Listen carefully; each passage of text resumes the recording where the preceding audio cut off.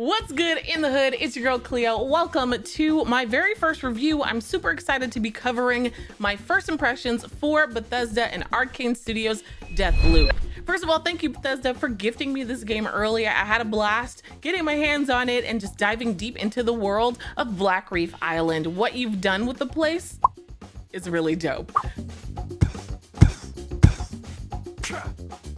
So let's just get right into the review. When I first saw the game at E3 2019, I immediately knew I wanted to get my hands on it. It was originally supposed to be released on PC and PlayStation 5 back in holiday of 2020. However, due to COVID delays, the release was pushed back. Now, normally that feels like a negative. However, it allowed Arkane Lion to really take time to put their soul into this game. I can't imagine how hard it is to try to work from home on a video game separated from your team, but they absolutely killed it.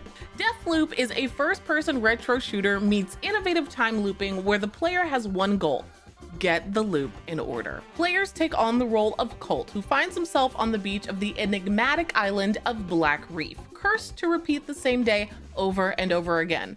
The only chance for escape is to break the loop by unearthing information and assassinating 8 key targets before the day resets. Now, on top of uncovering the tumultuous puzzles of Black Reef to alter the time loop, Colt has to defend himself from Juliana, a rival assassin lurking in the shadows, equipped with her own equally powerful abilities and weapons, on a mission to protect the loop by defeating Colt and restarting the cycle. Let's talk first about the design. If you're a Bethesda fan and have played games like Dishonored or Prey, you may find small similarities. However, I promise this game is like none other. The visuals themselves inside this open world are a fun retro 60s themes with splashes of modern futurism mixed in. There's a healthy dose of blood and gore, but amongst the violence is this beautiful and artistic backdrop of Blood Reef Island, which begs the question, are you in paradise or prison? The location designs are what you'd expect from Arkane. You have 4 districts with their own unique vertically towering or horizontally stretched subdivisions. Now, the overall theme is gritty and dark with bursts of colors sifted through a sort of 1960s lens. There are some really cool weather effects like blizzards, and even the lighting effects, depending on what time you've arrived at the location, determine how the scenery looks. I also really love the sort of Splinter Cell-X text effect where the writing happens in the world, out and around you on various planes, pushing you towards the next puzzle or clue. Now, they can work for or against you, sometimes saying that it's safe to go in a certain place when it actually isn't, or warning you of an ambush that actually hasn't happened yet. Now, the textures themselves are pretty basic, which I find actually works within the visual theme that they're trying to portray. However, some might feel a little bit disappointed. From the grand scale of the map with these beautifully dilapidated buildings and hidden areas to the smallest details in the characters' clothing, it really makes for an aesthetically pleasing yet cluttered game. The audio design is really nice as well. It's got this jazzy kind of 60s tone to it that ebbs and flows perfectly with the gameplay. John Barry does a great job in his typical musical style, ramping up the music during heavy battle and subsiding with a nice sort of relaxed melody once everyone is dead, notifying the player that it's okay to move forward.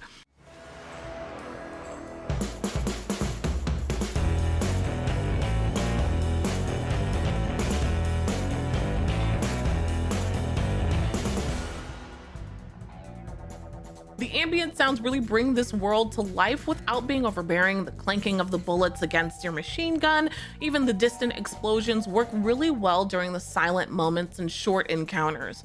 Now, there are some small sound adjustments that can be made. It kind of falls into the same trap as Dishonored 2, where you can't tell if an overly talkative NPC is 10 feet in front of you, 50 feet to your left, directly behind you, or above you. It's not a deal breaker at all, it's just something I noted because the NPCs talk a lot. We believe in something to watch me fight!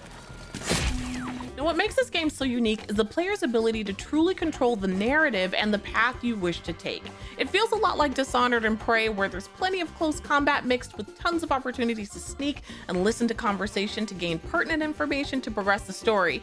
There isn't one way to solve the puzzles or complete the tasks needed to fix the time loop, but make note, there are no difficulty settings. Once you're in, you're in. Let's talk about the loops for a second. Loops equal knowledge, and knowledge equals Your overall mission, should you choose to accept it, is to complete the perfect time loop, eliminating all of your targets and learning exactly why you're here. Each new reset, you'll learn schedules, listen in on conversations with key clues as to where your target's whereabouts will be. You'll also learn about relationships and gain new skills as to what's necessary to assassinate your targets and end the loop once and for all. I think that's what makes the puzzle aspect of this game fun and fresh and not so repetitive. On top of the non-stop action, it gives players just the right amount of a challenge. Now, even though the map itself may seem like a pretty vast open world, the devs do a really great job of giving you clues and a bit of guidance as to where you need to go so that you don't feel lost in search of your next target. I never once felt lost. Every time I went in, I had new information as to how I can get to the next point in the game. Up next, characters. I'm not gonna go into too much detail because I don't want to spoil the game, but I will say, this shit is crazy. I'll be doing a separate video for multiplayer. However, I will share that there are multiple ways to play. Now, of course, you have the single player mode where you can opt to have an AI take over for Juliana as you work your way through the island, uncovering clues and defeating your targets. But you can also opt into online play, either with friends only or randoms, where you take on the role of Juliana and invade other players to sabotage their games, or have some random come into your game and attempt to stop you. It goes without saying that I have a ton of appreciation for this game because there's not one but two black leading characters helming the title. It's unfortunate that it's so unheard of in this industry, but Arkane does a really great job of showing you that you can have a great game with two black leads. There's comedy within the dialogue, there's chemistry between characters, and of course there's some drama, but it's just such a fun dynamic to see. I'm really enjoying learning about Juliana and Colt's relationship.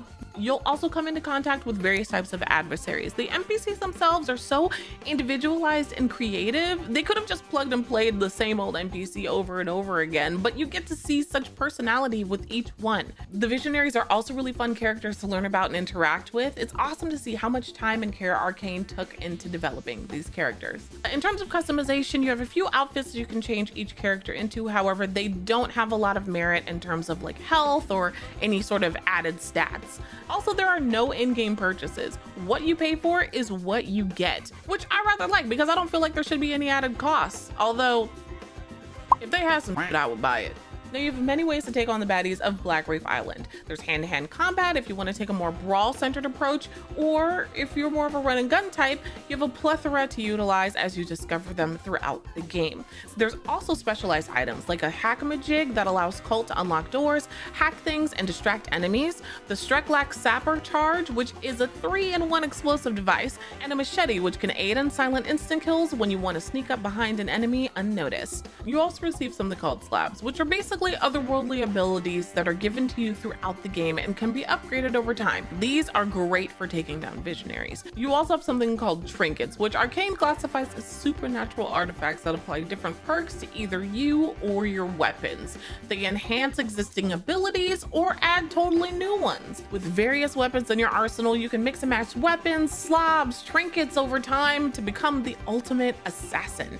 One of the very few hangups is that the HUD is basically non-existent, so there's a learning curve as to understanding what exactly you have on you. I mean, there's no specific hand gestures or advanced color coding to help separate your needs. They do have a color coding systems in terms of like regular weapons, legendary, epic, that sort of a thing though. Now, I can only speak about PS5 gameplay because I haven't tried this out on PC yet. But I will say that with the 4K graphics and the PS5 haptics, it makes for an extremely immersive gameplay. I mean, clamoring alone, you can feel the weight of pulling yourself up on the wall. Now, I personally only have a few cons. The health meter doesn't gain much of an upgrade until further in the game, which can feel pretty challenging when you're first starting out.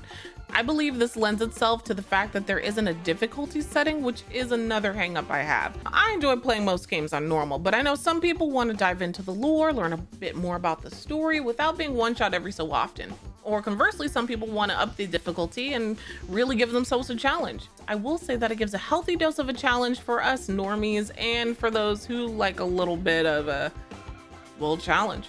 The only other issue that I have is that there's no cross-plat. There is cross-gen, but if I want to play with my friends on PC from my PS5, we can't really do that. So you might want to take that into account as well in terms of who you want to play with and how you want to play the game. Between the gameplay itself and the storyline, I think it's a fantastic game for gamers of all types.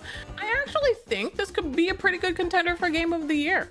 Arkane has done a really great job of creating a story filled with challenging gameplay and interesting puzzles, creative twists. If you're not into puzzles, I think you'll actually still really enjoy this game because it's not overly brain teasy. And if you're not into FPS, I think you'll still have a good time figuring out the puzzles amongst shooting people in the face.